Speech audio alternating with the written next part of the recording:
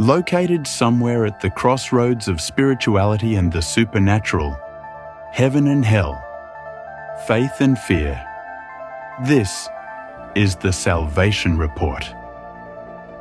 Salvation.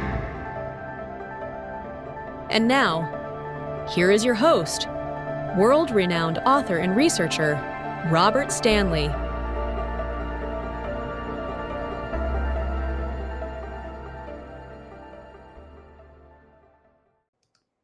Greetings, everyone. Welcome to another Salvation Report. I'm your holy host, Robert Stanley, godcasting from sunny southern Florida. Some people call it Mar-a-Lagoville. It is the southern White House down here, just north of me. Anyway, today is Wednesday, February 25th. I'm doing well. I hope you are too. I'm still having technical difficulties, but hey, I will persevere. And so today we have a special guest. His name is Mr. Charles Goyette. He's a veteran broadcaster, former Armed Forces radio news anchor, and New York Times bestselling author of a new book called Empire of Lies, Fragments from the Memory Hole. He's a recipient of the U.S. Army Commendation Medal and has spent years inside the media and military information apparatus before breaking ranks to expose what he calls the engineered forgetting that sustains modern empire. He blends investigative rigor with historical analysis. His work examines war propaganda, media complicity, and the psychology of power, arguing that today's global conflicts are sustained as much by narrative control as by military force. So without further ado, if I can click the right buttons. Hello, Charles. Welcome to the show. Well, Robert, thank you very much for having me on your show. And let me mention, by the way, that I am a New York Times bestselling author, but Empire of Lies is not yet a New York Times bestseller. Okay. With your help, let's see. It certainly should be anyway. Yeah. It's a rather imposing book cover. Yeah. It meant a lot of resistance. Yes, I was going to say, I've published 2 books about the secret history, the hidden history of Washington, D.C. And that got me visits twice at my home where I was living in Southern California, military helicopters. And really? Yeah, so hopefully you're not going to get any of that kind of resistance. I have only read part of your book, and I find it fascinating, and that's why I wanted to have you on, because I already know Washington, D.C., not just Washington, D.C., but big government, big lies. The bigger the government, the bigger the lies. Deep state, deep lies. There you go, deep lies. That's a good one. Okay, so, Charles, what motivated you to write this book? Well, I began to wonder if the American people were ever going to wake up. I mean, basically, it's like we're, Stockholm syndrome or something. When I was young, the American people mostly believed what the government said. I mean, I think the actual number was 87% of the American people believed the Warren Commission and the story about Kennedy's assassination. Yeah. I mean, almost 9 out of 10 people believed it. And then we went through, one lie after another, and we went through, the weapons of mass destruction. We went through the Pentagon Papers and the lies about Vietnam. We went through COVID. We've gone through Ukraine. We've gone through, just serial lies. And I began to think, if the American people believed what the government said back then, it's clear that they've been lied to so many times that they don't believe the government like they did, but still they are willing subjects of their captors in many ways. People roll their eyes and they know the government's lying to them, and yet they seem to be content to more or less roll their eyes and go along with it. And the trajectory of this country, if they keep going along with it, we don't show some respect for the truth and restore our memory of what they've done, the trajectory is not very pretty. Okay, so far, I'm not sure when you published, or when I should ask, when did your book come out? It came out in December, just about Christmas time. So it's basically brand new. Okay. And how's it being received so far? Well, it's doing pretty well. I just saw today that on Amazon Kindle, it's the #1 book on War and Peace. That's Wow. not as good as being #1 on the New York Times bestseller list, but it's pretty credible, and I'm very happy for that. And I know it's a narrow interest book, and Sure. so and I don't want people to think it's all about internal military policy and how this weapon system versus that weapon. It's not about that at all. But Yeah, it's yeah, yeah. exactly as you introduced it, that it's about the empire of lies. The subtitle, Robert, is Fragments from the Memory Hole. Right. And everybody will remember from having to read 1984 by George Orwell in high school or wherever it was, that the ministry of Truth, the wasn't it? ministry. Well, the ministry of truth is they had the ministry of love, which is where they took people to torture them. Oh God. I, Everything inverted, and the ministry of truth is where they went to rewrite history, and uh-huh. the things that got flushed down the memory hole got incinerated were the old versions of history that may have been true, but now we have a new version, and history is rewritten every day. So I Wow. tried to take that on and show it's not a purely historical account, but it tries to establish the trajectory of where we're going based on the consequences of our swallowing state lies. Well, okay. So in my experience, I find that people are, it's not just a, what do you call it? Stockholm syndrome. There's a level of intimidation, as you were saying before, we were talking. It causes us to shut down. And I guess that's part of Stockholm syndrome. You identify with your captor. I guess they also call it the Milgram syndrome. But the bottom line is, especially with social media now, everybody's got a platform to participate and commiserate and complain a lot, but it doesn't really move the needle as far as I can see. And so it seems to me that there's a level of apathy that's based on pragmatism. I maybe that's because honestly, again, having taken on, not even realizing what I was doing, very naively, Washington D.C. Specifically, I guess that was the Pentagon. Obviously, they, who else would send military helicopters to my home? But they don't really serve us. They don't represent us. So I'm not surprised when they lie to us. And I think the more people realize that, the more intimidated or just apathetic they become, because seriously, what can we possibly do? Yeah, we can vote, but apparently a lot of that is rigged, and a lot of these so-called candidates are really already bought and sold by special interests. Certainly.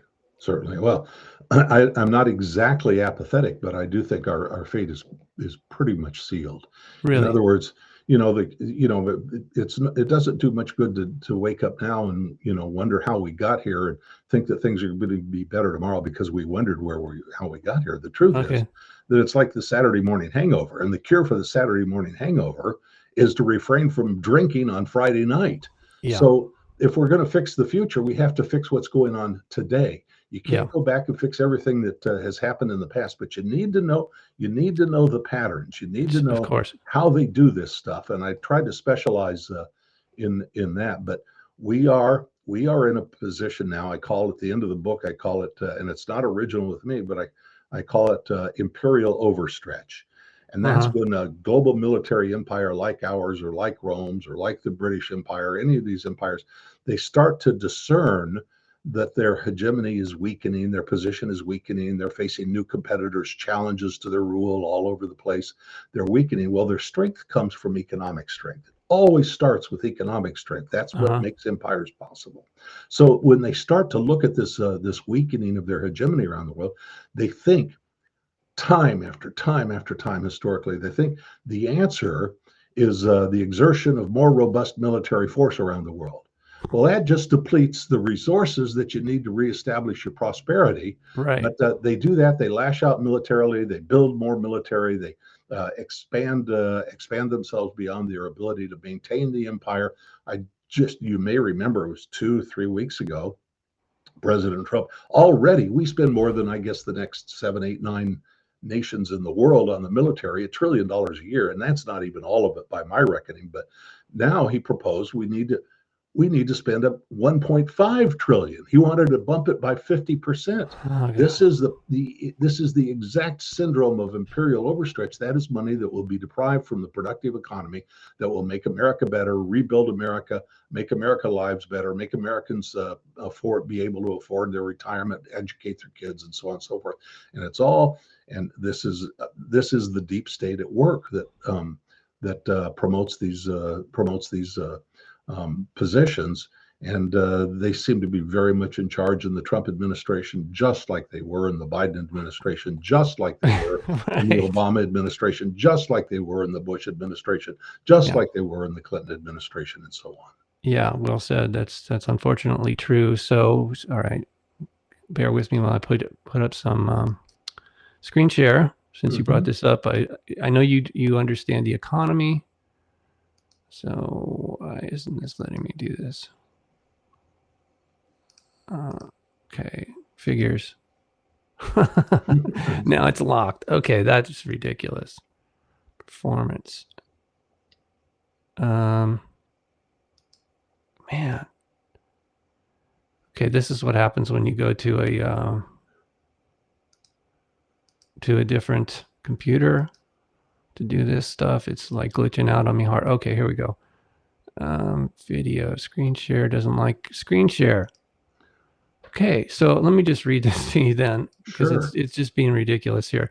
Global debt, and this is from September 17, 2025. Global debt remains above 235% of world GDP. Mhm. Decline in private lending offsets increase in public borrowing. Notable differences persist across countries and income groups. The reason I bring this up is because who are we in debt to at that level globally? Yeah. And Good. how does the economy even function? Yeah. I'm glad you brought that up, because that's right up my alley, and I've written a couple of books about that very subject. Uh-huh. First of all, I have to say the visible portion of the national debt is now $39 trillion. Right. So this is already at $39 trillion. This is debt that cannot be repaid. So Right. I want to loop back around to that 39 trillion in a moment, but Yeah. let me just make the point that the government, when the government spends at this level and takes in money at this level, they have to do something to make up the difference. And generally, typically, often, not universally, but often they borrow the money. So the government has to have a record of credibility that it will pay back the money that it borrows. It's losing that credibility now. And I'll give you one example, Robert. It was not too many years ago that the Chinese government owned $1.4 trillion worth of U.S. Treasury securities. In other Right. words, when they buy a Treasury bond, they're loaning money to the Treasury, and they hold a bond, a piece of paper, effectively digitally, that says, we will pay you back at the rate of 4% interest over the next 30 years, or whatever it may be. So they got the bonds. The government's supposed to pay them back over the years. So they were creditors of the United States government. Russia was a meaningful creditor of the United States government. Foreign governments have been creditors of the United States government. And yet they understand now that we're in a position where we spent more than we could possibly repay, and they're backing off. So Right. just by just last time I looked last week, China's holdings of U.S. Treasuries, in other words, its willingness to loan to the United States government, has fallen in half from Wow. about $1.4 trillion not too many years ago to probably 700 billion or less now. And this is the case going on all over the world, that our creditors are backing away, that they are preferring to hold their reserves in gold rather than in U.S. dollars, because you can't print more gold, but you could sure as heck print more dollars. And these Right. central banks around the world that are turning to gold reserves and so on, they know the money printing fraud, the legal counterfeiting fraud perfectly well themselves, and they don't mind doing it to their own people, but they just don't want to be defrauded anymore by our money printing, and so they're taking steps to protect themselves. So, but we're at the point now that in 10 years, and that sounds like a very long time, but I plan to be here, and I know you'll still be here, and your listeners will still be here in 10 years. Yeah. In 10 years, the interest on the national debt will take all of federal revenue. If you count Social Security, Medicare, Medicaid, and interest on the national debt, that eats up 100% of all federal revenue. That's in the year 2036. I mean, it's looming over us right now. Right. And you can watch the State of the Union address, and you can, if you bear these things in mind, you wonder, well, this is pretty serious. Why don't these people gathered in Congress and the president at the podium, why don't they address this? Why don't they drop everything else they're doing and keep this country from going bankrupt? Because it's not a pleasant experience for the citizens. Right. Okay, so one of the other things I can't show you is from Reuters. It says, again, this is December 9th of last year, 2025. It says, mature markets push global debt to record near 346 trillion. 346 trillion is way more than the, whatever you said, 30 something that we're 36, 39, whatever we're at now, is a drop in the bucket. And that's what I'm saying. I'm not an economist. I don't understand this. How in the world can the entire planet the entire global economy is in debt at that level to someone or some agency, right? Yeah, it's a Ponzi scheme. I mean, it's, people borrow money, and they borrow it from people that think that they'll get paid back, and so that's why they're able to borrow it. But with you're interest. talking about world debt, and that means the debt of all the other countries in the world, all of us, all the corporate debt, all the private debt, all the debt in the world, and yet even that underestimates U.S. debt, because U.S. debt is now officially $39 trillion. That is the tip of the iceberg. That's what's above the waterline. Below the waterline is 9/10 of the debt. Another that it is not counted because government accounting is not legal. I mean, if you were a corporation and you did accounting the way they do it, you'd go to jail. Oh, I see. So the government doesn't account for the fact that they have unfunded liabilities. They have promises that they have made to people that they do not have the resources to pay. So if you're retired military, or you expect Medicaid, or if you paid into Social Security all your life, those systems are virtually bankrupt, and the government has at least $200 trillion of liabilities, promises to pay to people that it does not have the resources to pay. Our government has that much. Just the United States government. So what happens when Social Security beneficiaries can't get their checks? Well, they can't pay their rent. They can't buy their food. I mean, and it just starts to, starts to cascade throughout the entire economy. It is it's a very grim thing. Wow. Yeah. Okay. It makes my head spin.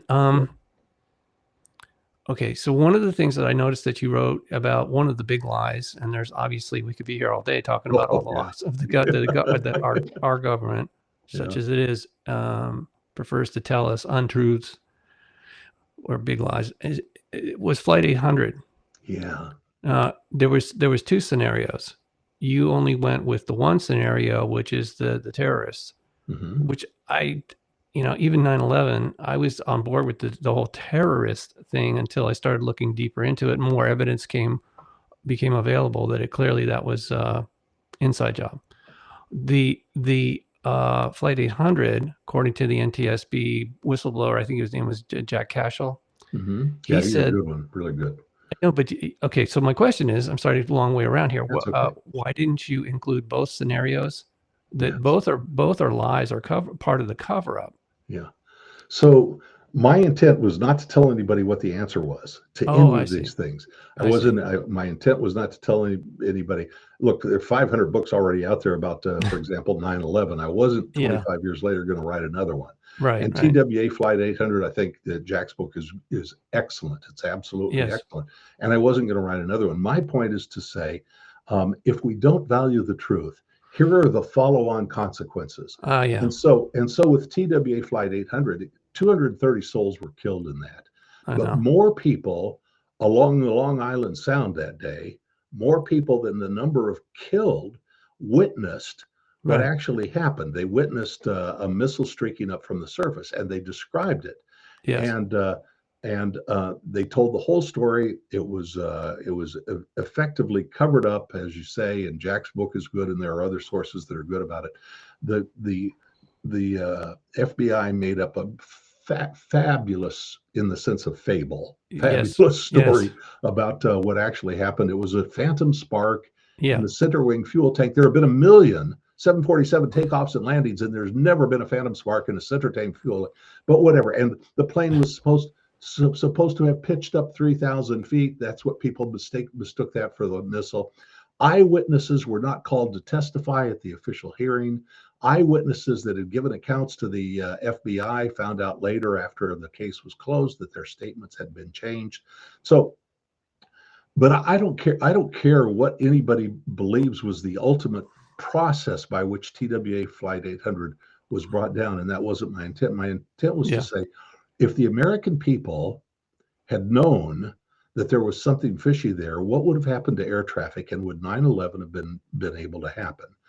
You know, I'll tell you honestly, Robert, when there's a crisis in like a market thing like mad cow disease, you know, and everybody gets worried about mad cow disease, and I don't blame them for being worried about it. Then companies like, I guess, McDonald's took heroic steps to make sure that you know, that their beef was okay, because if it's not, they're done.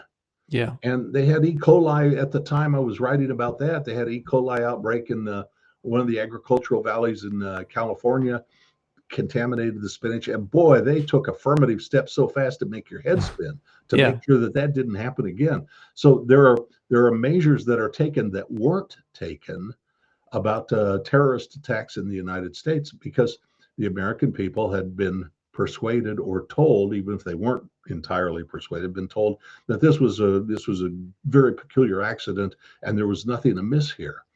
This kind of line goes on all the time. And so, you know, we mentioned, you know, 9/11.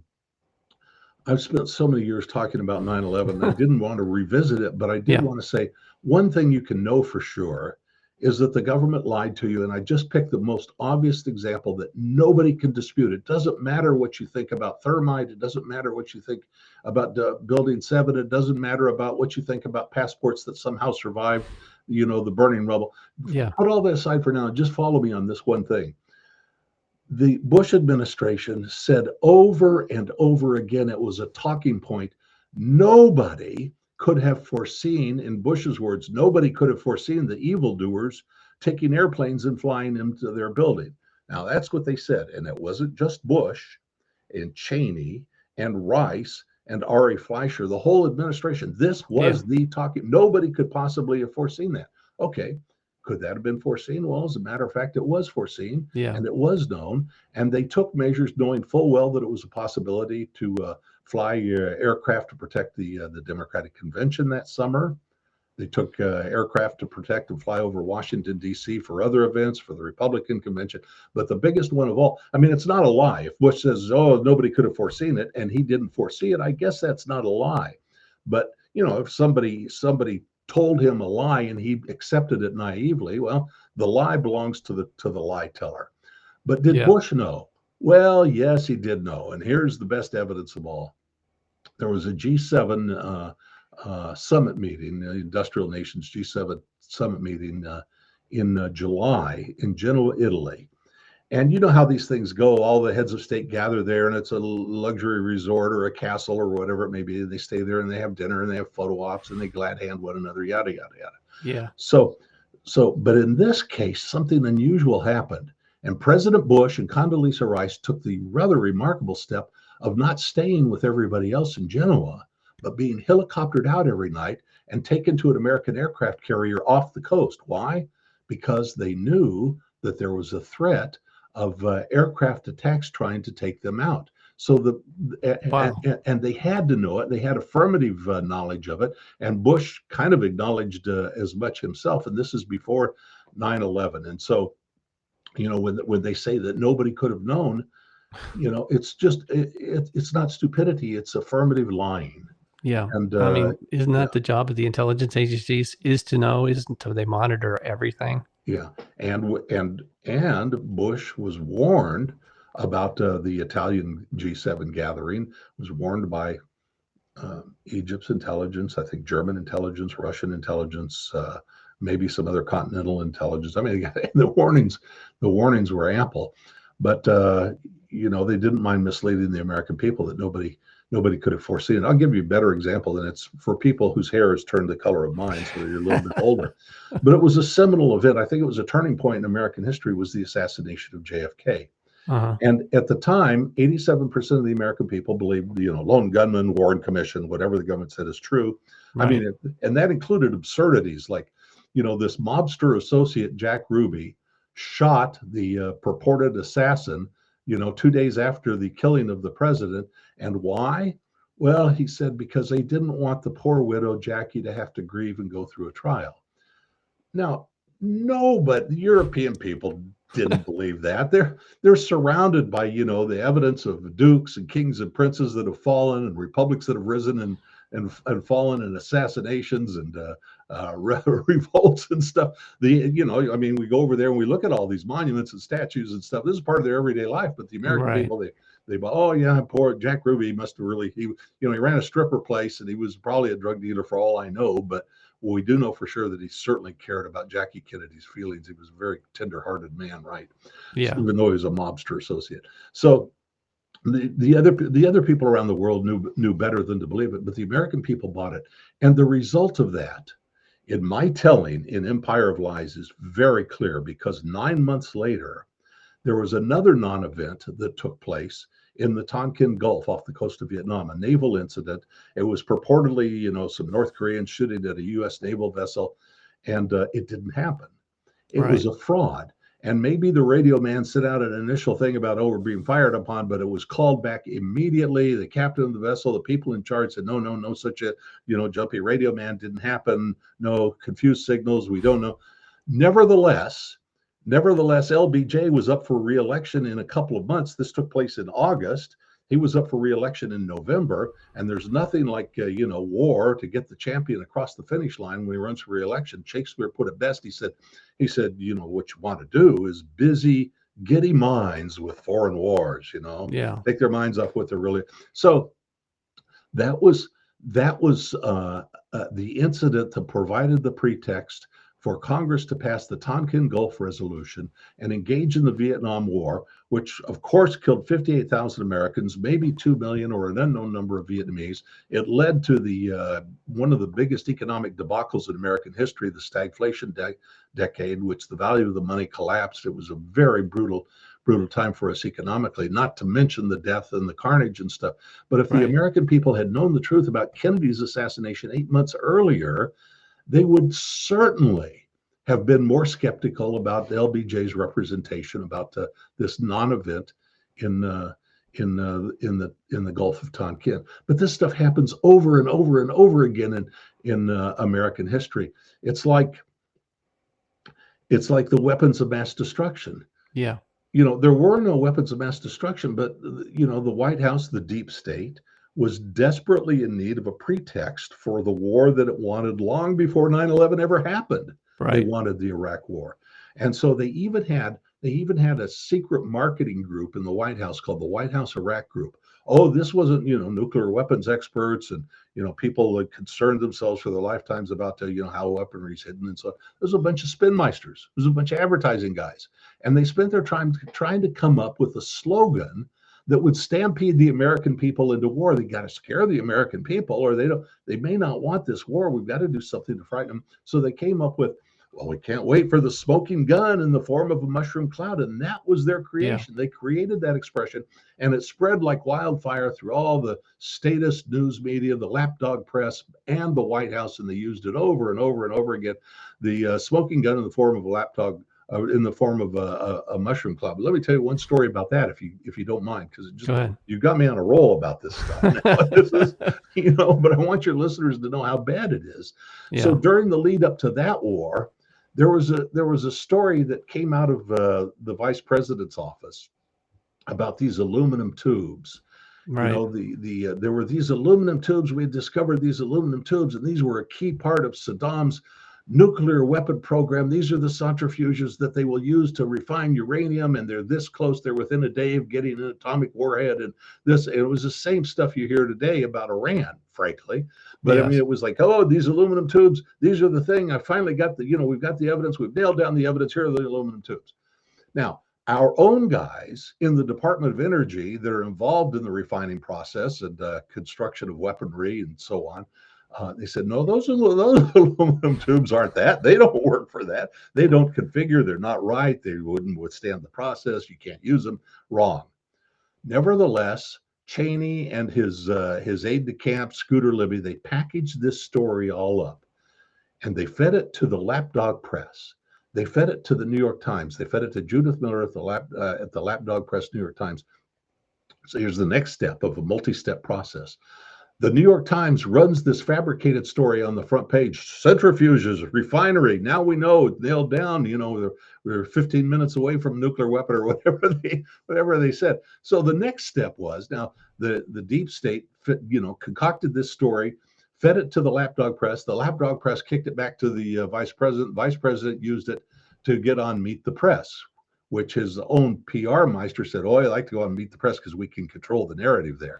Right. So Sunday morning, Dick Cheney shows up on Meet the Press, and he says, oh, aluminum tubes, refining 15 minutes away. Here's the final evidence, smoking gun, mushroom cloud. We've got it nailed down. And he said, Robert, he said, but don't take it from me. He said, here it is on the front page of the New York Times today. and that's how these guys play us. Yeah. And they do it over and over again. And I know you'll indulge me one more, and then I promise I'll shut up and give you back your show. No, that's fine. Okay, one more. The prior Gulf War, the first Gulf War, the American people didn't want, they had no reason. The American ambassador, April Glaspie, told Saddam Hussein, who accused Kuwait of drilling sideways into their oil reserves. He went to the American ambassador, said, these guys are doing this, Kuwait's doing that, we're going to have to do something about this. And since Saddam Hussein had been the CIA's guy, I mean, they helped install him to begin with, they thought, I'll go to my handlers and they'll tell me what to do. And the American ambassador, April Glaspie, said, well, we don't take any position on Arab to Arab disputes. That's kind of like a wink and a nod. And he thought, okay, so we're going to go ahead. He invades Kuwait. The American people weren't really interested in doing anything about it. And I'll tell you why. One incident that's stuck in my head. While the American armed forces and American men and women were being assembled to go over there and fight that war, where was the al-Sabah family, the Kuwaiti royal family? Members of their family had jetted off to Switzerland to go disco dancing, while Americans were supposed to roll in and save their country. They're having a great time with their petroleum wealth, and they're all safe in Zurich. Right. But Americans are supposed to go in and liberate their country. Anyway, the American people really weren't willing to get behind it yet. They didn't see that it was a threat to America or involved America. So like the White House Iraq group, the administration or the deep state actually came up with this story. And they said, well, it really is important because now Saddam Hussein, having taken Kuwait, is ready to roll into Saudi Arabia. And when he rolls into Saudi Arabia, the American lifestyle collapses. They're going to throw us back 50 years. You'll all be out of jobs. It'll be depression like the world has never seen before. They're ready to roll in. And I don't remember the exact numbers. I think they said they have 150,000 or something troops on the border of Saudi Arabia now ready to go. And they have whatever it was, 12,000, 10,000, 12,000, 15,000 tanks on the border of Saudi Arabia ready to go. And that got the American people's attention. And all of a sudden, talk show hosts and newspaper writers and stuff said, well, it's going to end our lifestyle. This is a threat to Western civilization. And so the American people finally were nudged along to support that war. But there was one problem. There was one lone reporter in a lone newspaper in Florida. I think it was in St. Petersburg. And she got her newspaper to give her $3,200. That's a lot for a small newspaper at that time. That was big money. Give her $3,200, and she used it to hire satellite time, to fly over, surveillance satellite time, to fly over. People do this for geology reasons, exploration around the world. So she got them to fly over and give her the photo evidence of all these troops on the border. And they did a very good job of taking, they could see American jets Riyadh, for example, on the runways there and so on. They got the whole area nailed down tight. So then she hired American veteran aerial surveillance, satellite surveillance analysts to go over the photos. And guess what? No troops on the border of Saudi Arabia, no tanks on the border of Saudi Arabia, not even any tracks or dirt roads down there, no supply lines, nothing. It was all fabricated. And so she went to the administration and said, this is a pretty serious lie. You know, what do you say about this? What do you think they said about it? Zero, zip, nada. They wouldn't respond. So, but by then it was too late. It was a fait accompli, and we rolled into that Gulf War. But it's the same thing over and over and over again in the American experience. And so all this stuff is kind of detailed in the Empire of Lies, so people understand, you know, where we're headed, because we're deep in the thick of the same sorts of things today. Yeah. Same excrement, different day. Yeah. Exactly. Unfortunately. Although the dynamic has shifted a little bit because they don't have total control of the mainstream. Yes. Because the mainstream has become largely irrelevant. However, I believe they have, and this is really not my theory. It's pretty obvious that a lot of these so-called influencers are actually in somebody's pocket. Oh. And now with the advent of AI and bots and whatever, they are shaping people's perception of reality still using the new media, so-called alternative media, which I do not consider myself part of. I know that sounds weird because we're using this platform, but I just don't participate in that kind of punditry and manipulation. I'm not trying to do that, and I never will. But at the same time, I think you're right. We do have not only a right but a responsibility to know what's going on, and hopefully protect ourselves and our loved ones to whatever degree possible. Yeah. You know, there are really a lot of dark forces at work. There you go. I call the deep state. I call it the executive arm of the American global military empire, and it's the one that carries out the orders, and nobody has to give them orders because they all move like bees in a hive together, you know, and they don't sting one another. They may have different jobs. One may be a gatherer, and one may be serve the queen or whatever. They all have different jobs, but they don't sting one another, but they all serve the purpose of the global American military empire. And Mark Twain said that you cannot have a free republic and a global military empire, or a military empire at the same time. The two things are incompatible, but they are desperate to keep the global military empire in place. And people think,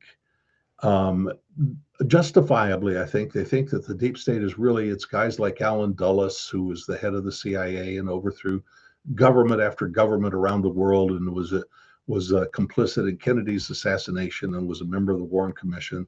They think that it's, James Clapper and John Brennan, who obviously lied to Congress and everybody knows it.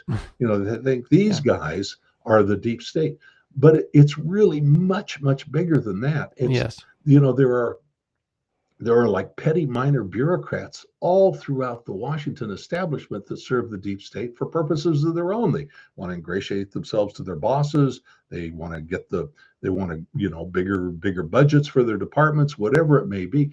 But it's through the entire Washington establishment. One of the best examples of that is, you may remember from the first Trump administration and the first impeachment attempt of Trump, there was a guy, a lieutenant colonel on the National Security Council staff named Alexander Vindman.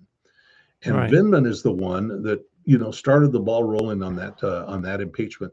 And he went to Congress, and this is what he said. Well, we had to stop President Trump. I had to go after President Trump because his position did not agree with the interagency consensus.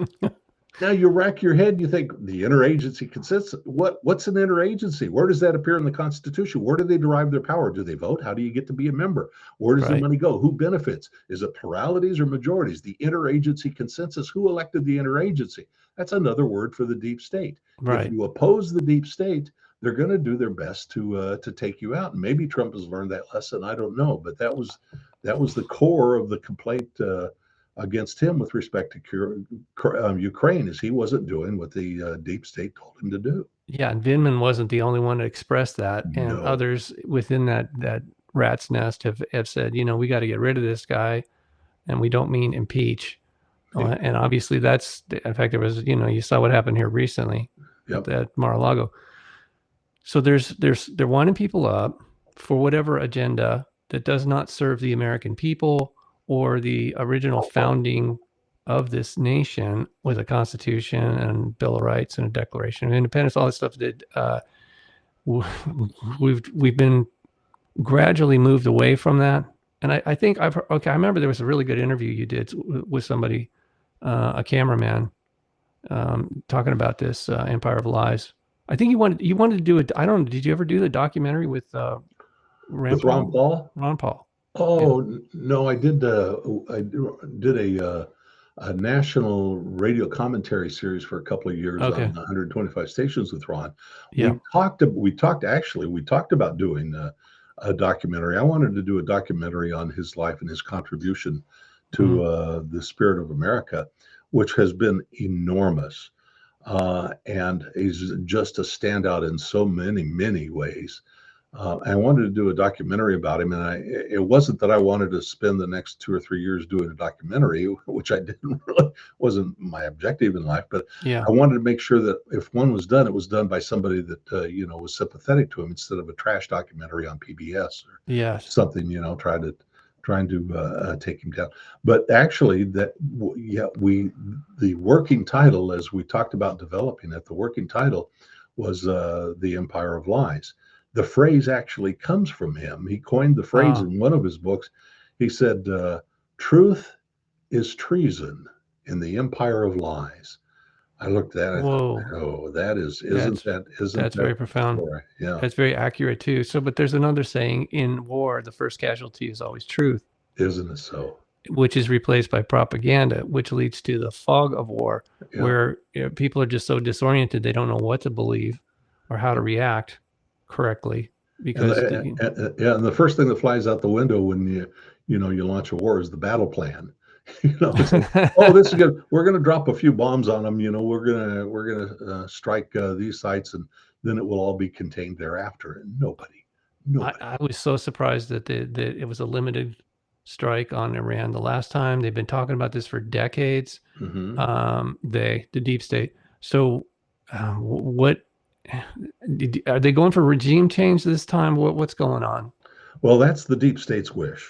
That's Israel's wish, certainly. They're aimed at regime change there. Trump seems to be on board too. He's afraid of, I think, a little bit afraid of it misfiring, but he's certainly got it. He certainly got the forces of the United States all gathered around there, and it's not. I don't think they're just flexing muscles in there. There's certainly powerful forces inside the administration and outside pushing him to do it. And I understand. I don't have any personal knowledge inside, but people inside the administration that I think are reliable say there are only two voices against it inside the administration. One is Tulsi Gabbard, and the other is J.D. Vance. But everybody else is flaming war hawks, and they're ready to go, and they're ready to strike. They have no idea what the aftermath of this will be. They have no idea what the consequences. They're used to thinking that we'll go in, we'll roll in with such formidable might that it'll be over within a week. They told us that about the Iraq War. I mean, Rumsfeld said, how long is this going to? Oh, 6 days, maybe 6 weeks. Certainly not 6 months. 6 years later, it's like they got rid of him. He was too vulnerable for saying stupid things. So yeah, but all those people and all the property got destroyed in the process. And then rebuilt at the expense of the American taxpayer. Yeah. We go in, blow up the schools and the roads and stuff, and then we get put on the hook to rebuild it. Somebody said, we spent 20 years and I don't know, $1 trillion, defeating the Taliban in Afghanistan so we could turn Afghanistan over to the Taliban. Yeah. Okay. So somebody, this is definitely a scam because somebody's getting rich at our expense by destroying things and then rebuilding them. Yes, and you don't have to look too far. There are all kinds of forces that come together in an unholy convergence to push these wars, but the defense manufacturers are right in there. And they fund the think tanks, and the think tanks run the editorials and fund the commentators that you see on the panels on the TV news at night, pushing this stuff. And it's literally a pant load. Excuse my vulgarity, but it's literally a pant load. Fox News had a guy on there for, I guess, 10 years. His name was Wayne Simmons, and Wayne Simmons was a national security analyst, CIA veteran. And they had him on there all those years, not because of the wisdom of what he said, but because they liked it, because it's good for ratings. It's a Fox News alert. Yes, of course. It's good for ratings. Fear is the narcotic that drives their ratings. And so they liked having him on there, and he would come up with insane things. I mean, 15 years ago, he was talking about we had to have a ground invasion of Iran. Good luck. Good luck.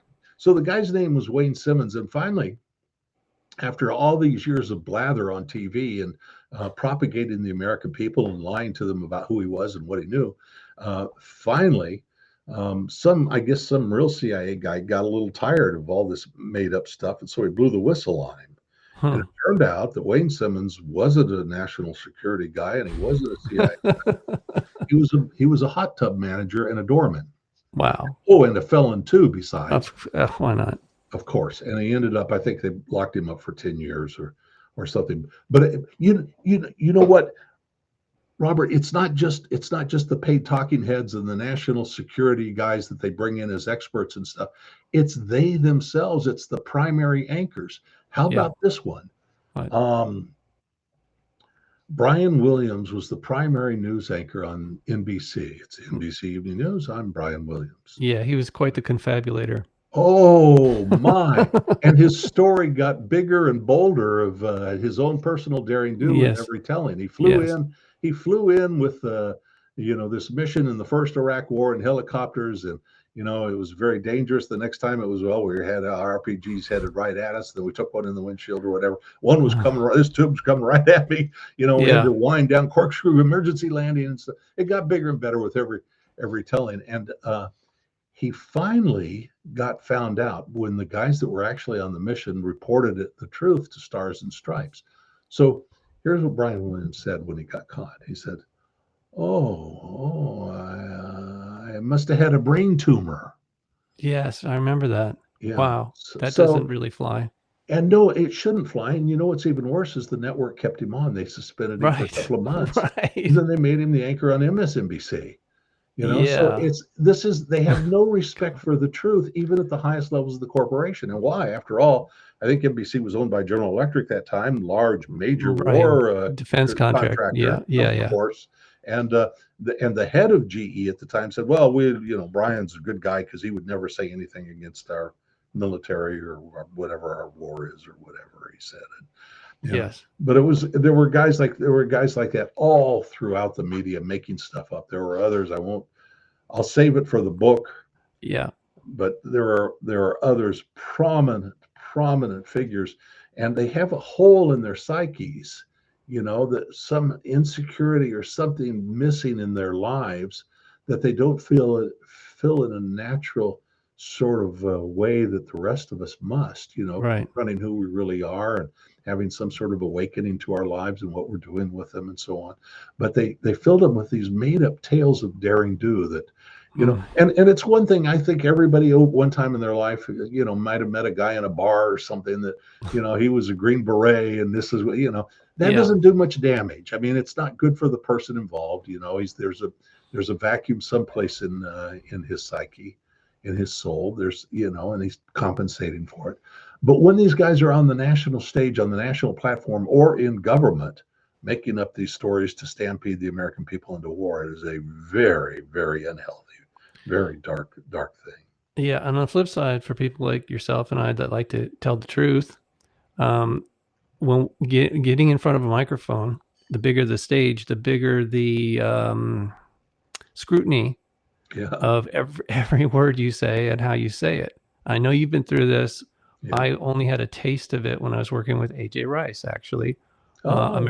America's Morning News. I was a special correspondent, and one of the stories that we covered, and it was actually lighthearted. It was Friday morning drive time, national talk radio, but Yeah. news, and so he bring me on, and one of the stories that we covered was the fake birth certificate that the White House had put up on the internet for Barack Obama or whatever his name really is, and I don't know how I got into this, but I just said, yeah, I actually opened the document myself in whatever program, and I said it's obviously fake, and they were affiliated with the Washington Times. Yeah. At that time when they were doing the show daily, I think it was, or maybe it was 5 days a week. And bottom line, it was a pretty big show. So I was interviewed later, and because I mentioned Washington Times, they freaked out. They're like, "You cannot bring us in to your little theory, conspiracy theory." And so AJ called me up saying, "You got to do a retraction." I'm like, "For what?" And he says, "Well, you said on another show." And I said, "But that's another show. You want me to go on your news show and say I'm sorry that I told the truth? Or do you want me to apologize to the Washington Times?" I was like, "I don't know what's going on here." He says, "Well, they've got lawyers." I go, okay, so sue me for what? I didn't say I worked for the Washington Times. I said, you guys are affiliated with, so anyway, I'm just saying they got their knickers in a knot because they were so worried about whatever consequences come from them not towing the party line. Because they're the Washington Times. They come with both barrels blazing. I Yeah. mean, they come at you with the heavy artillery. So do you know John B. Wells by any chance? I know the name. Yeah, I think he didn't he fill in for Art Bell from time to time, or George Norrie or something? Yeah, with George Norrie, he wasn't filling in. He was the weekend host. Yeah, sure. And he was doing that, and he was actually getting higher ratings than George. Not that matters, but he was extremely popular. And the reason they let him go is because he wouldn't stop talking about communism creeping into our culture and our government. And so he went off on his own, and he and I've kind of hit it off, but he's free now to tell his side of the story without any censorship. But it's like we were saying before that we started the show here. There's ways that you can using technology, you can make it very difficult for so-called independent voices to continue operating. Yeah, and that's what they did to John, but he persevered. And I God bless him. He is doing very well on his own, but there's also limits to that because generally speaking now, the public has been conditioned, programmed to only respond to people that are in a position of authority, and the bigger the platform or the authorized platform, like let's just call it again the mainstream media. People don't believe it. Not everybody, but it used to be in our generation, right? That you didn't believe anything unless it was coming over the approved channels. So there's to tell you, my experience in the media is very much confirms what you've said. It is so funny how this thing works about kind of an atmosphere of fear outside of the sphere, outside of the bubble of acceptable, allowable opinion, and people know, and nobody has to hand them a memo. Nobody has to tell them or lay it out. A very long time ago, we were talking about the Kennedy assassination. If you wanted to start talking about alternatives to Lee Harvey Oswald and poke holes in the lone gunman story and the magic bullet and ask questions, you marginalized your media career. I mean, you might have gotten a late night show, where they put the scoundrels and stuff, but you didn't get the big columns in the big newspapers. You didn't get the big talk shows on TV. You didn't, and everybody knew it, and it's unspoken. Nobody has to say. The same thing actually went on for a very long time. It's gone on with all kinds of things. UFOs, for example. Don't if get you me started started, talking about that stuff, gone. You were, Well, you were on them, thrown into the outer darkness. it used to be. All right. So I got Used to started. be, yes. Yeah. And it gradually changed over time. And that's how I ended up meeting AJ Rice when he was a producer for Laura Ingraham when she Mhm, was just doing radio. mhm. And I heard on Fridays they were doing these kind of avant-garde shows, wandering off the reservation, as it were. So I sent a letter, email, whatever, to AJ, and I said, look, I've written a book about UFO activity that's happening in Washington, D.C., and they're covering it up. It's very obvious. I documented, 6 ways from Sunday. So he and I got this conversation, and then eventually he was going to bring me on Laura Ingram's radio show, briefly, to just as, hey, here's an author. He wrote this book about UFOs. And then I think she quit or he quit, whatever, but her radio show, because they were going to, transition her into television. So he went off onto to produce for America's Morning News. And then he contacted me. He's like, hey, I want to have you on to talk about what your book. All right, fine. Well, apparently it spiked ratings. Good. And he noticed that, or whoever runs that thing noticed, like, oh, let's get him back on and see if that happens again.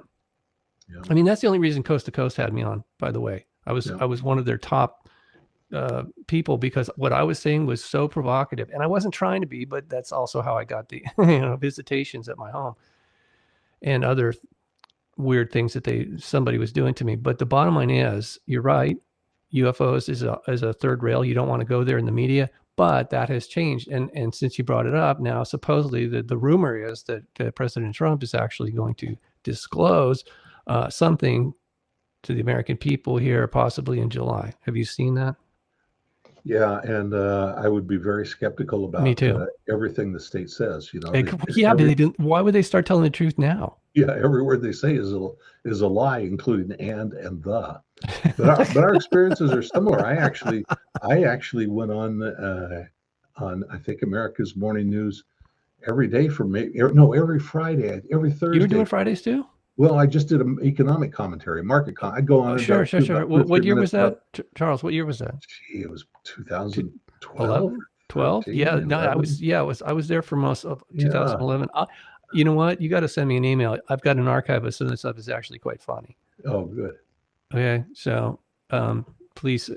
Yeah, for sure. So I got you. You would crack up at some of the stuff that, and AJ and I actually cooked that up behind the scenes. It wasn't spontaneous, although we tried to make it. You did the same thing, right? You guys preloaded the information that you're going to cover, didn't you? Sure. So anyway, you're a professional at this. Most people don't know, and especially nowadays, they figure, well, anybody can, camera and microphone. You got a platform, go. Yeah, sure, but is it any good? Is it professional at all? Yeah. Probably not. And most of it, to me, is very irritating, because it's not even about the quality. It's about the information. Is it authentic, or is this just more bombastic stupidity that people are feeling, like it's a place to just vent. Yeah. You get more likes if you get more angry. To me, that's counterproductive. I'm not going to do that. So. But anyway, I'm glad you brought it up. I'm surprised actually that word UFO came out of your mouth, because most people still don't want to talk about it. I did the breakthrough or groundbreaking research on Washington, D.C., the hidden history of how many times, and it would blow your mind actually. If you go to my Substack, robertstanley.substack.com, all right, the first article that's pinned at the top is called "You Can Handle the Truth." Mm-hmm. All right. If you look at that, you'll be able to download both of my books as PDFs, and also extra information that I've over the years, because I started this in 2005.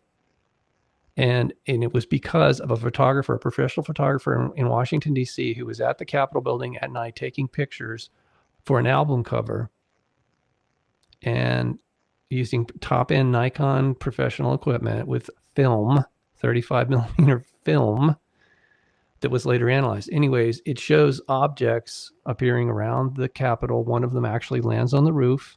That shouldn't have happened. okay, in that controlled airspace. So this guy had worked for ABC News for 14 years prior to that. So who do you think he went to first with his photographs? Who? The station chief for ABC, who he reported to. Right. Okay. Would not respond. NBC, CBS, none of them. One guy at National Geographic said he was interested because they're all about photography, and this was a really innovative, very different set of a strip of film, basically. He got fired for even bringing this up. So this individual who comes from a prominent military family in Washington, D.C., because I checked this guy out, but he ended up going into the UFO community and getting rejected as well, which was weird. He thought that was weird. He thought it would be easy, right? One of the guys that looked at his photographs was retired CIA. Previous to that, he was a military police officer. So this guy had a background, and he sent me the email with the photographs and the contact information, said, "Hey, Robert, does this look real to you?" I'm like, well, the event is 3 years old now or whatever. It happened on, what was it? July 16th, 2002. So I figured, this is after 9/11. There should be heightened security for all the airspace, right?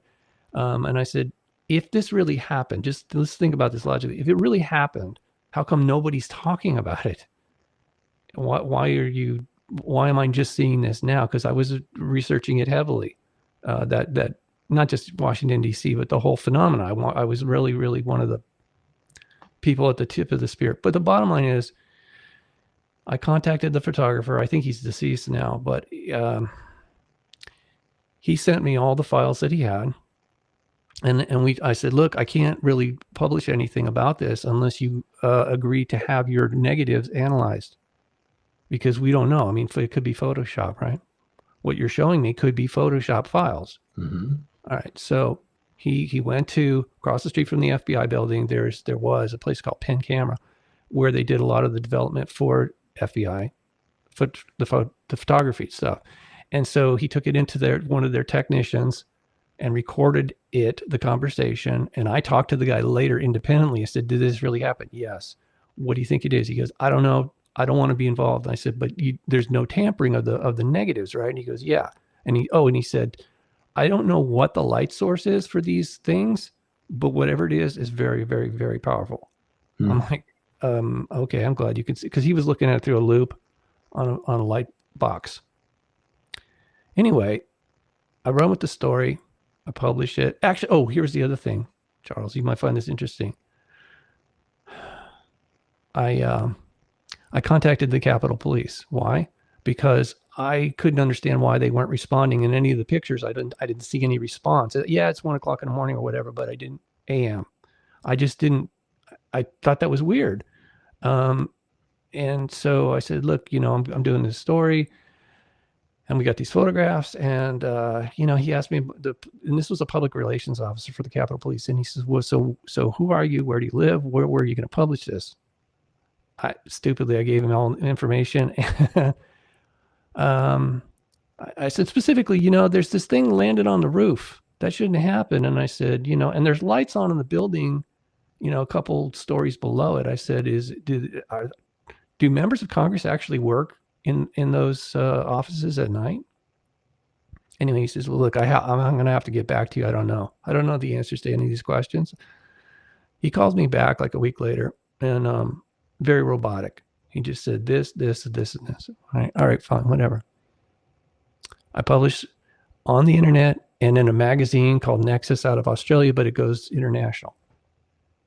And a week later, I get a visit from a black helicopter at my home. And it wasn't like, I see it way over. No, it came right to my house, was circling, orbiting, whatever you call, around low over my roof. And when I came outside to see what was going on, it was literally parked over my driveway, like a couple 100 feet up.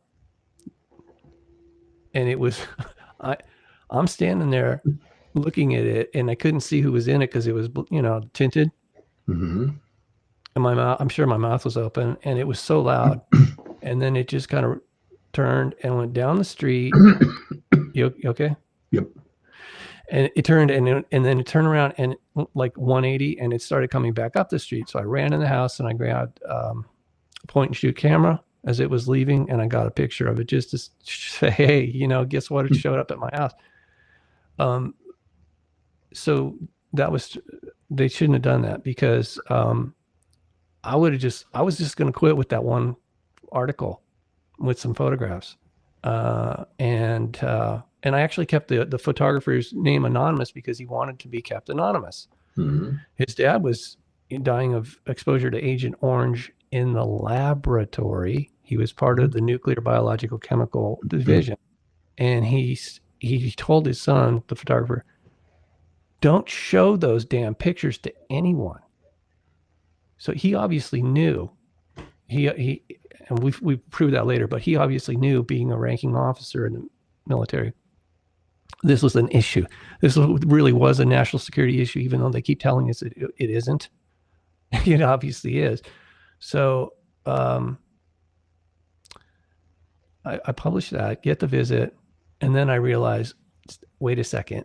If it's not a national security threat, why are you guys sending a military helicopter to my home to intimidate me or whatever? Because I don't know why else would they do that, In fact, there was a guy out in Arizona where you are, Colonel Wendell Stevens, retired military. He's deceased now, but he was retired. I think it was Army military intelligence guy, but he'd worked on this issue for the Pentagon years back. And once he became a civilian, he went on a whole nother level. But he said to me, when I interviewed him about this for what turned into a book, my first book, he said that was totally illegal. And yes, they were trying to intimidate you. But he says they have so much. It's not like they don't want, they don't need your information. They've got tons of it that they're sitting on. And he explained it to me. I'm like, this is crazy. This is crazy. So eventually, when I wrote the first book and published it, I contacted Coast to Coast AM. And after about an hour on the phone with the producer, started to get to know her. She's a nice lady. She said, okay, look, we're going to bring you on, but you got to, we need to see some of those pictures. We want to put them up on our website. I'm like, okay, that's fine. I don't care. I already had some up on my website. And after the show, I'm getting emails from people saying, hey, the pictures of that you put on your website are gone. And, but the ones on Coast to Coast are still up.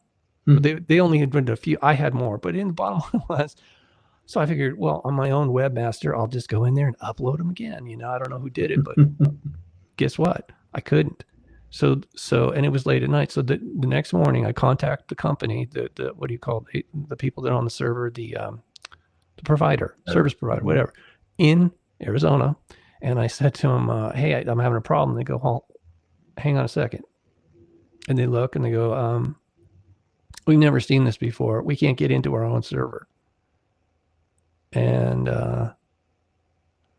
did you do something? I'm like, no, I don't know what's going on here. It's just like, I can't upload and you can't access it. So somebody locked your server remotely. And so I ended up having to move to a different server. It sounds rather weird, but I found out who did it. And some really spooky company in Herndon, Virginia. And the reason they did that is because it didn't stop me, but I'm just saying, it's like, trying to start the show today. They have backdoors in all the computers. I know people are not going to like hearing this, and I'm sure you already heard it before, but the bottom line is we don't have any privacy and they don't have any ethics. They really don't, because they think the ends justify the means. At least that's what I've learned the hard way. So I guess this is a long way of trying to tell you that you're right. If Trump or anybody, that was one of the things that I'm doing not just an investigation, I'm also pushing it as a private investigative journalist. I'm pushing this story with a lot of data. I'm pushing it out there saying, hey, you can say whatever you want about it not being a threat or it doesn't exist, but I'm telling you, I've got the data, but they did, again, they either wouldn't touch it or they tried to dismiss it, right? Dissuade people. This was the real, I think, based on what decades of research, The CIA came to the conclusion that the UFOs or themselves, whatever they are, don't represent a threat to national security. The public's perception of UFOs apparently did, according to them, whoever they are. And so, again, what you said about the consensus at that time was we have to ridicule everybody. We have to really clamp down hard on the media. And that included even back in 1952, because that was the thing. When I first looked at these pictures from 2002, I'm thinking at the Capitol, I'm thinking, oh, I remember this. There was pictures taken at the Capitol in 1952. And I looked at those and I realized there was there's a lot of stuff missing that, like it says in the public record, there was hundreds of people that year on the mall, tourists, right? And tourists normally have cameras, right? Not all of them, but enough of them. They were taking pictures of these craft, whatever they are, coming into the controlled airspace. So, and I said to Colonel Stevens one day, so where are all the pictures in the movies? Because I'm only seeing like one or two. He said, oh, that was all confiscated. What? Yeah, he says the military canvassed the entire area, and anybody who had the pictures, I don't know how they knew, and maybe satellite photos or something of the people. I don't know. It's nuts how it's not just about lying, Charles. It's about manipulation and censorship on increasingly. I mean, look, this internet that we're talking on, that was developed by DARPA, the Pentagon. Sure. And I really don't think it was for our benefit, even though most people are addicted to it now, including myself. I rely on it for a lot of stuff. It feels like a trap. I feel like we've been set up here. I'm sorry to rant on you like this, but I like it for many things, and I think it's neutral in itself. It's like water. You can use water to make a nice cup of tea or to boil your grandmother. But it's neutral. And the internet is a great tool, but it is certainly used, and people seek to control it, to control public opinion, to control communications, to spy on you, to deplatform you, to eavesdrop on you for commercial and other nefarious purposes and stuff. Right. So it's the internet itself doesn't bother me, but the uses to which the abuse of it, abuse of it by people with ulterior motives is certainly disturbing. I don't want to get too far in the weeds and use up your show for it, but I'll just tell you, as long as you mention the Washington D.C. thing, I know without even mentioning it, the major UFO sightings in the Eisenhower administration in Washington. You know the story about that, and I don't remember whether it was 54, was it 1954? No, it was 52. 52, okay. Well, I was friends, or I was a acquaintance with, or knew Colonel Mac Magruder, and Colonel Magruder was a hero of the Pacific War, World War II, and he had gone to England to study what they developed in radar, and he'd pioneered the use of radar and night fighting for American fighters in World War II. Yes, and he had a great deal of authority about it. But when the UFO sightings appeared in Washington, he was living in Washington. He was part of the defense. And they sent a convoy to his house so fast, and they hauled him away. His son told me I didn't see him for 4 days. You knew him? Yeah, and he was in the bowels of, I guess, the Pentagon or wherever they were doing the business, but they brought him in for his expertise about. And do you know what happened? Well, I know some of it, and I don't mind telling you a couple quick snatches. Just go ahead. I've heard it, but go ahead. Yeah, well, a couple of things. One thing is Colonel Magruder, because of his position, he was at, I think it was the Army War College, or it was the Army Air Force by that time, I'm not sure, but he was at the Army War College, and he was invited, because of his status, he was invited to Wright-Patterson. It was Wright Field at the time, but to Wright-Patterson to view what he said was the Roswell material, and he actually described what he saw, and it was a living creature, and he talked about it, how it communicated telepathically, and he basically had a certain amount of remorse, because he said, we killed it, not out of sheer malevolence, but of sheer control and whatever they did and the conditions. But I'll just finish this divergence into UFOs with the one story. It's the best UFO story that the best Men in Black story that I ever heard was from Colonel Magruder, I went back and I had his son Mark share it with me recently. Well, I want to make sure my memory of it was, was intact, was clear. And basically, what it boiled down to is after the Wright-Patterson or the Wright Field sighting and the other stuff he'd done in Washington, he had these guys, the typical, men in black, would come to him every year, and they asked him 3 questions, and it was, have you told anybody what you've seen, what you know? Do you need any counseling? Do you intend to tell anybody? It was questions like that. And he said this went on for years, and finally he got tired of it. And he said at some point they came around again, and he was just tired of it. And he said, do you know who I am? Do you know how I've served our country? Do you know what I have done? He said, don't ever come around here again. I'm not ever answering these questions again. And they never came back around. Wow. So anyway, that's kind of the end of that. I can't leave it there hanging there, because I mentioned Colonel Magruder in I think it's the first or second book, based on information in a secondhand. But yes, they picked him up during 1952 during one of the incursions by multiple craft that were playing cat and mouse with our military in Washington, in the controlled airspace of Washington, D.C. Yes. I forget the secure building he went to or was brought to. Yeah. But allegedly, he was watching I believe it was 1 or 2 of our military jets. It was one jet that had 2, a pilot and a co-pilot. It was a military, it was a warfighting jet. It went up to intercept one of the craft and disappeared off the radar and was never seen again. It was a very, very strange story. And his son. Did you hear that before? Yeah, I've heard parts of it. And okay. I haven't confirmed all that with the family. And I found a second source for it. Magruder, yeah. But there's more I think I could tell you in some future date or something about it. Okay, I don't want to push you on it, but I'm just saying is that a threat to national security or not, in your opinion? Anything that threatens to divulge anything about what they're doing in Washington is a threat to national security. Yeah, but I mean, in a military sense, come on, just logically, if you feel like you're being invaded and you've got assets that are up in the air and on the ground, I mean, allegedly they had military 50 cal anti-aircraft guns on the back of whatever those. How does our national security depend on protecting, an international pedophile? They throw away national security secrets. You got to talk about it, national security. Trump was persuaded, having promised the American people that he'd release the Kennedy files in the first term.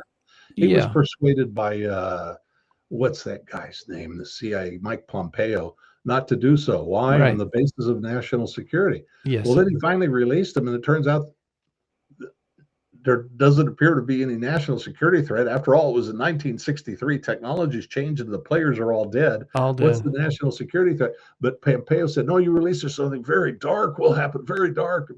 And then what they released, there's been nothing dark. And besides that, Pompeo's the guy that bragged to the country that, we lie for a living at the CIA. We even take courses in it. We teach everybody how to do it. They lie to each other. Yeah. So it's just, who knows the truth? And look, I'm not saying I have the truth, Charles. I'm just saying I know what I've researched and what I've developed, a timeline. I was the first person to actually put a timeline from 1850 to 2006 for the first book, 1850 to 2011 for the second book. And we're talking hundreds of cases from credible eyewitnesses on the ground and in the air and radar of events that shouldn't have happened or are unexplainable. Let's put it that way, typically. So there's something going on there.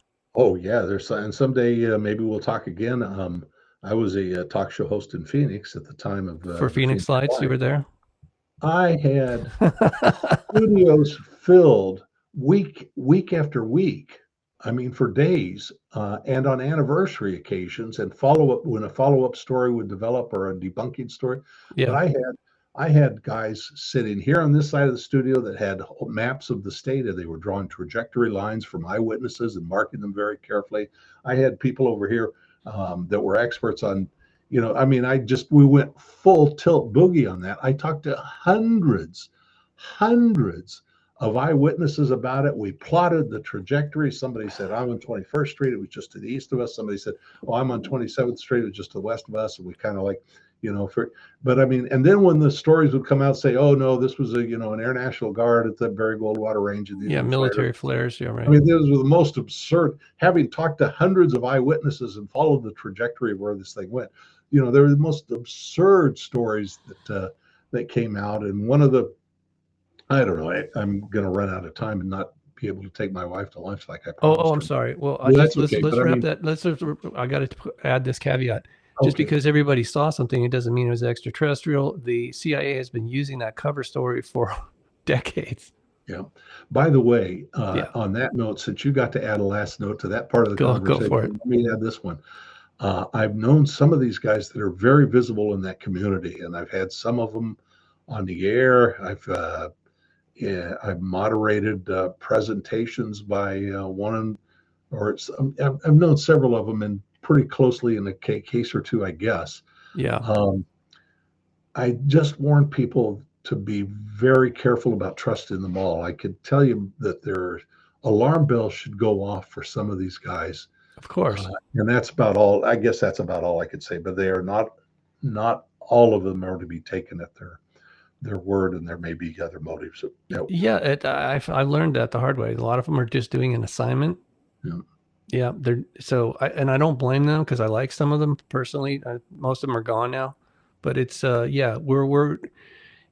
is not over. That's the only reason when you said it, I'm like, oh God, that's such a toxic subject, because when you talk about lies, there isn't a bigger lie that we're alone. I mean, seriously, come on.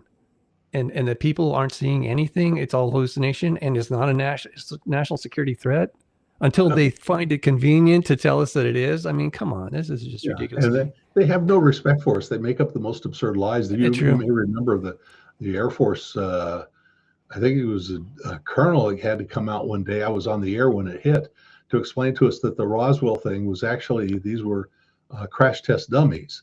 But the crash test program started, 4 years after the Roswell event. But these were actually, had gone back in time in the crash test dummies. I think, how can this guy have any self-respect? But what happens is, you get out there, Colonel, and you tell this story, or you're going to end up, in somewhere in the Dutch Antilles in a small island with no communication for the next 4 years. Your next assignment's on the drawing board if you don't do this. And the guy, ruined. Yes. Yeah, I think they're called in Apocalypse Now. Colonel Kurtz said they're just errand boys. Yeah. And I mean, it's very dramatic the way he said it, but it's true. Yeah. They just have to follow orders, and doesn't mean that they're. Yeah. Anyway, thank you, Charles, for your time. I hope your book does well, and hope you'll keep in touch with me, and that I seriously respect what you're doing. Well, thank you. Because it does make a difference when people finally get to hear the truth, and you're doing the best job that you possibly can. So please keep up the good work. Okay, Robert, and thank you so very much for having me on your show. And it was really interesting. Thank you. My pleasure. All right, you take care now. Okay. Bye-bye. All right, that concludes another. I can't. You know what? Some days I want to keep doing more shows, but this technology is so glitchy. It just freaks me out. Sometimes I just want to smash this stuff up, throw it in the trash. But I will persevere, and I hope you'll hang in there too, because honestly, the best is yet to come. And I'm not talking about my show. I'm just talking about for us as humanity is at the crossroads right now. I mean, this show is all about being lied to, and I know that that's not God's plan for us. We're not supposed to be living lies. That's satanic. And anyway, until next time, may God bless you always and in all ways. Good night.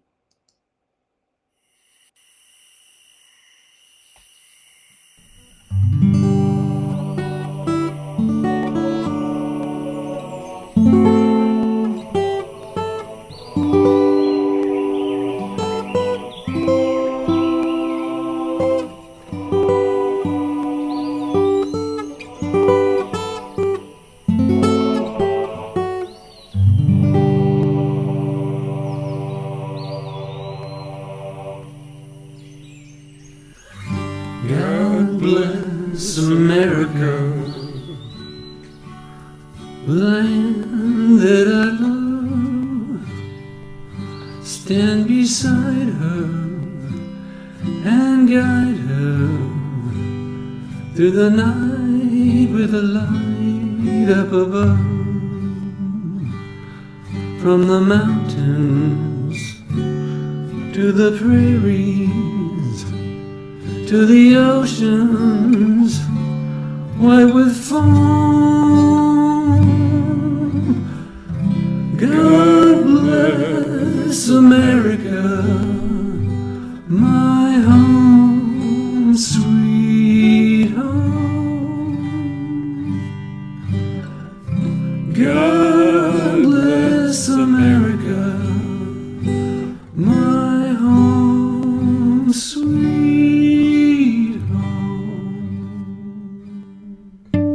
I pledge allegiance to the flag of the United States of America and to the republic for which it stands, one nation, under God, indivisible, with liberty and justice for all.